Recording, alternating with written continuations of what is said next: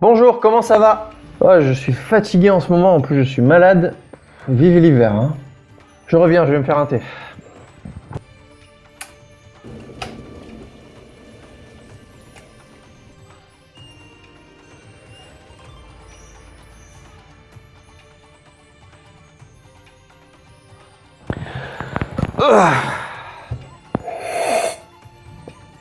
J'aime beaucoup les samouraïs. Lors d'un de mes séjours au Japon, j'en ai profité pour faire un tour du côté de Kumamoto. Vous en avez déjà certainement entendu parler, c'est la ville avec le petit ours mignon Kumamon, mais c'est aussi la ville dont est originaire Eiichiro Oda, l'auteur de One Piece. On y trouve d'ailleurs depuis 2018 des statues des personnages One Piece. Elle était aussi connue pour être l'endroit où Miyamoto Musashi a passé la fin de sa vie. Si vous ne connaissez pas Musashi, je vous invite à faire des recherches à son sujet.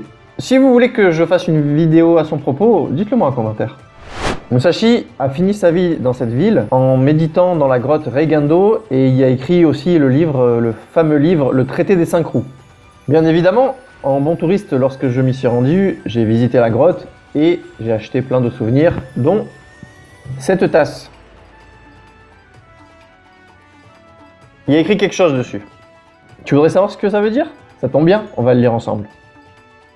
Avant de démarrer, n'oublie pas de t'abonner à la chaîne et d'activer la cloche. Je ferai d'autres vidéos dans ce style. Si la vidéo te plaît, rajoute un pouce bleu, ça fait toujours plaisir. Alors, il est écrit, pardonnez la prononciation, Kokoro, Tsuneni Yoho no Michi o Hanarezu, Miyamoto Musashi. Alors, qu'est-ce que ça veut dire? Le premier kanji, Kokoro. On peut traduire ça par esprit ou cœur. Ce kanji est assez intéressant à traduire.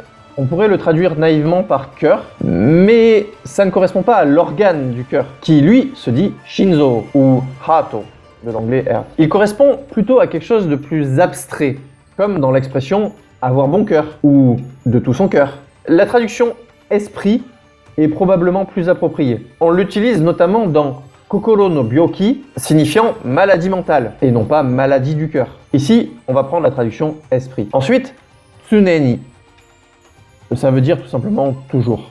Hyoho, kanji composé du soldat ou armée et de la méthode ou du principe. C'est l'art militaire ou l'art de la guerre.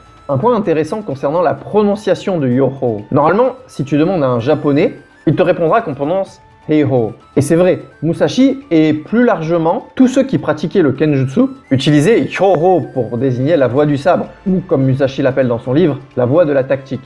Michi, do, le chemin, ou ici dans notre cas, la voie. Hanarezu.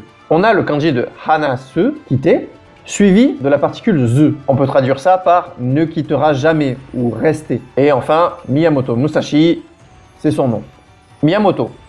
Miyamoto qui se compose des kanji du palais impérial et de l'origine. Miyamoto serait le nom de la ville où il est né dans le Mimasaka.